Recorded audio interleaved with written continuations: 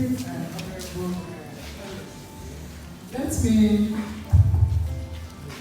let me say that your presentation has really been very interesting and interesting. But then I have more questions, but let me take two because of lack of time. And the question is I want to have your thoughts on this question, each and every one of you.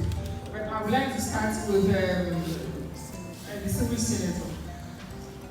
One of the challenges or one of the issues that we all know that we have in Nigeria is the issue of separation of powers between the legislature and the executive, particularly the legislature and the executive. I mean, the country we have been treated to separate government in the National Assembly. I'm sure we all know, between any bill that has to do with maybe coming from the president, when it gets to the House of Reps or gets to the Senate, it becomes a debacle. And as a result of this, many issues or many programs or policies that would ordinarily have trickled down, have remained as a hijacked or held up in that level. And I give you an instance of this. The petroleum industry bill, for instance, has been in the National Assembly for over 10 years. Over 10 years. I have personally been in the advocacy for that. And from one legislature after the other, they refuse to just get their hands together and say, passing this bill into law. And the people that oil-bearing communities and oil-bearing states have continued to suffer to date. I can name several other issues. The budget is also an issue. We all recall the last budget and how that project was held up in the National Assembly for months and the economy was comatose. So I ask you, sir, when you get to the National Assembly, let us have your thoughts on this issue of separation of powers. How are you going to defend your thought? But while defending your thought and defending the legislature, how will you ensure that, because you say they are your promises, that you will have the promises, you will work for promises legislature. In defending your thought as a lawmaker, defending your parliament, how will you also ensure that bills and issues that have to do with the citizen, with the masses, does not necessarily suffer as a result of confrontation between the executive and the legislature? Thank you very much. I don't think any bill should cause any confrontation if we are all working towards the same purpose, as it should be. The legislature, the executive, and the judiciary have a mandate to work for the benefit of the country. Therefore, we don't need to live in denial. It is common knowledge that the legislature over time have been waiting for extra legislative relationships to deal with bills. That, I'm sure, was responsible for the delay in the petroleum industry bill.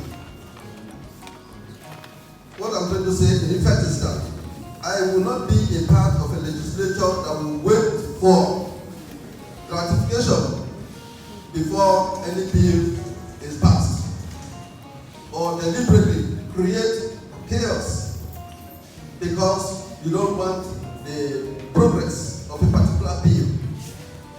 I will report to the masses. I would even go to the judiciary.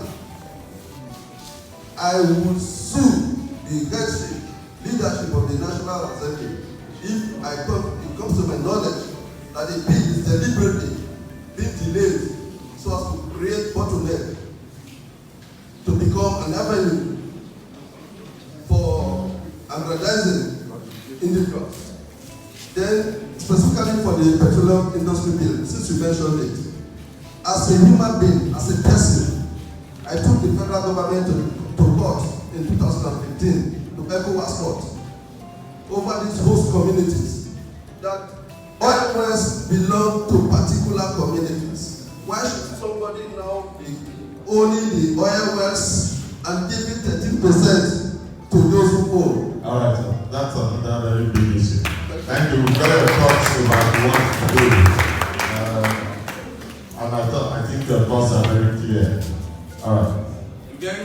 that very question, Acting Director, I'll quickly say this to you. The provisos of our Constitution are clear in its separation of power. All we need to do is to adhere to it stricto sensu. And in talking or in addressing that very concern of yours about the last budget, we've been around since 2015 to know that 2015 budget disappeared and it reappeared again. And so you cannot lay such fault on one arm of the government. I think in budget presentation and approval of budget in this country in the last 4 years, as the fault has been made on two arms of the government. And we're looking at a legislature, if voted into power, that will follow the ground rules stricto sensu. In talking lastly about the petroleum industrial bill, I'll say this to you, man, that definition of democracy by Abraham Lincoln, that it is a government of the people, by the people, and from the people. Any legislature who do not represent the interests of the people at any given point in time, because that is the arm of government where the people participate in policy formulation, enactment and implementation. Any legislature who do not follow the people at any point in time is not a legislature. That's not what we're Let's give him a round of applause. In looking at bills from the government, or any bill for that matter, we must consider national interest. That is very, very important. I, as a legislator, federal legislator, I will not be sectional, I will not be parochial, I will not be narrow-minded in looking at this. I must put on that nationalistic cap in addressing issues around bills and lawmaking. That any bill that tends to empower one section of the country and disempower another section of the country is all that threatens our national security.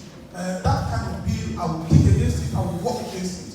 As a national legislator, I will support any bill that I feel will promote national unity, any bill that will promote economic stability, any bill that I know will benefit the larger society. And that is what I will do.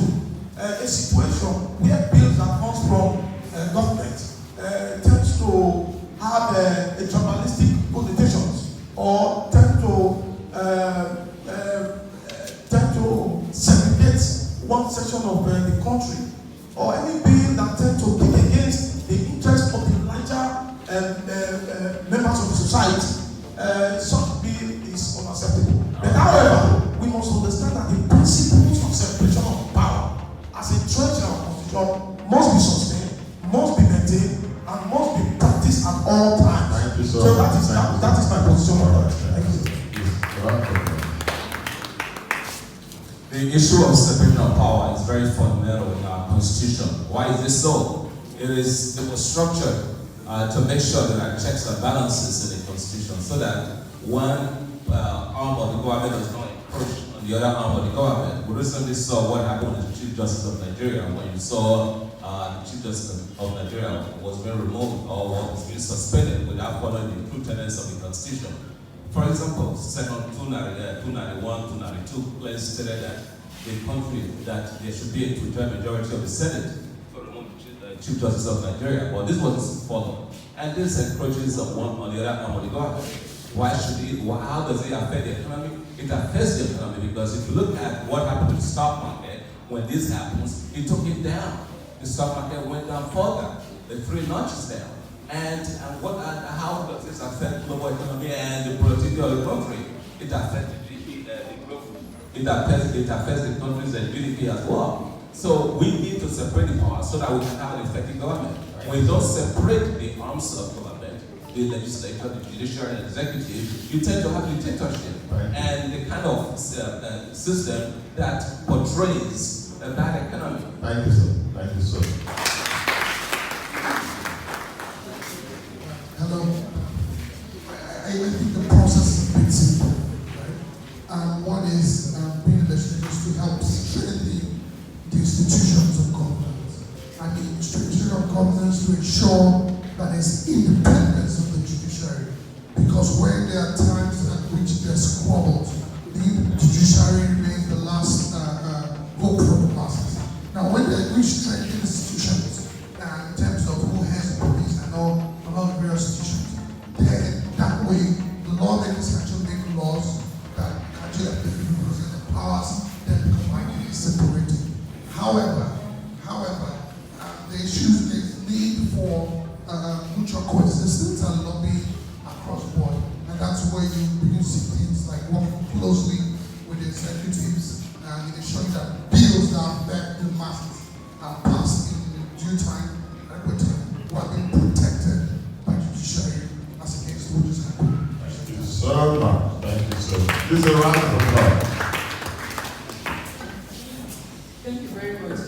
Very interesting answers we've gotten, and I'm sure the people they are taking note of your answers.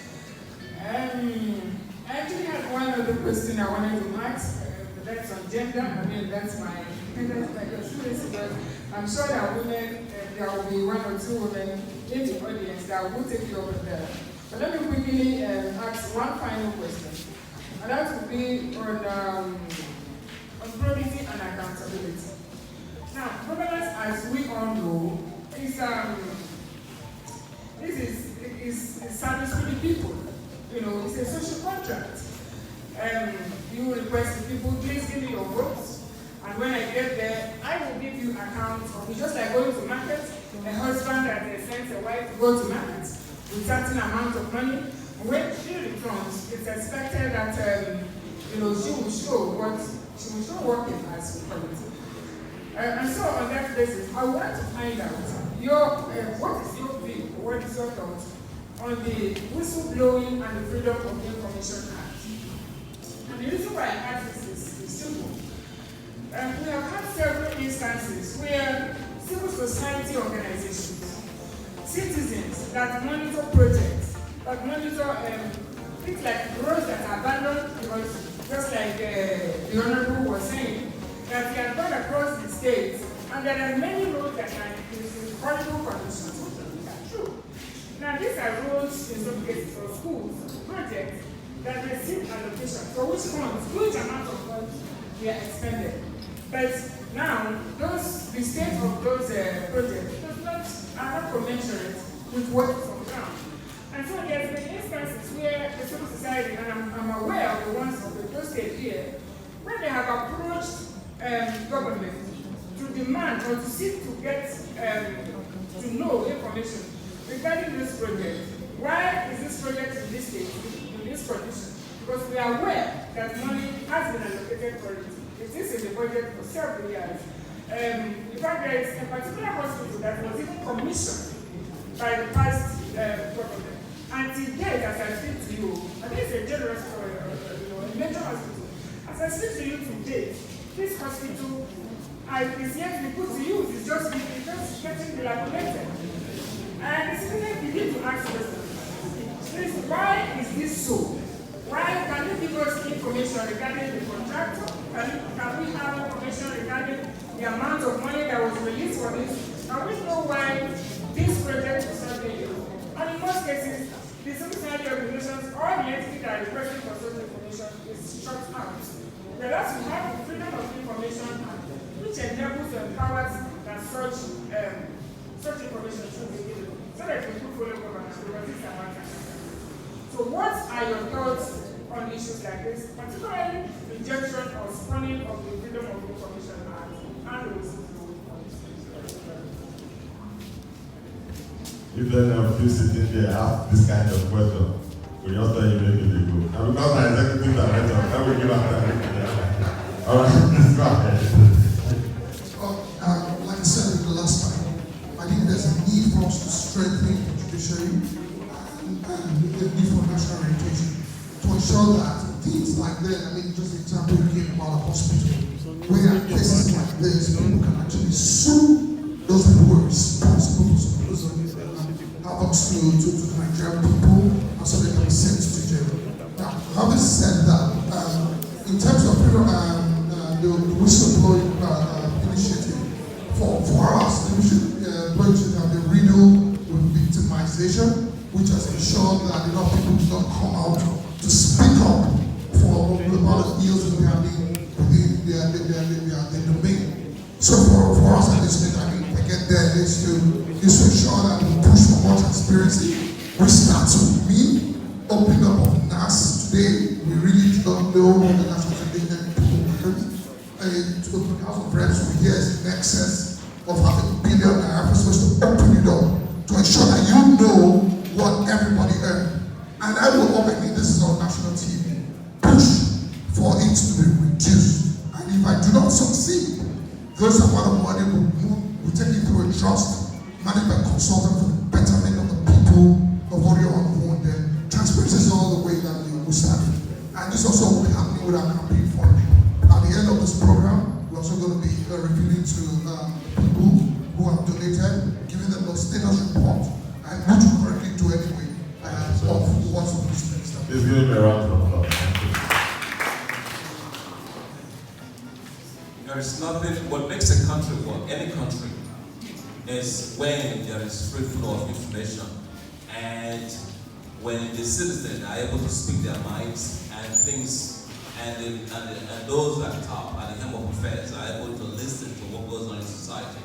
So when that system is bankrupted, when that system is sort of suppressed, there will be lack of information, because you have to get information from the grassroots for those at the top to know what goes on in society. And if that also extends to the press. The press has to have the freedom to tell what goes on in society, to be able to let those in place of authority know how to govern. Now, moving forward, about legislatures. If I am elected, I will make sure that those that I am able to propose legislation that will help motivate government to address the issues of information, free flow information, and also to protect whistleblowers, so that though if there's anything, any lack of accountability, any irresponsibility going on in the system, or investment, or any kind of kickbacks, that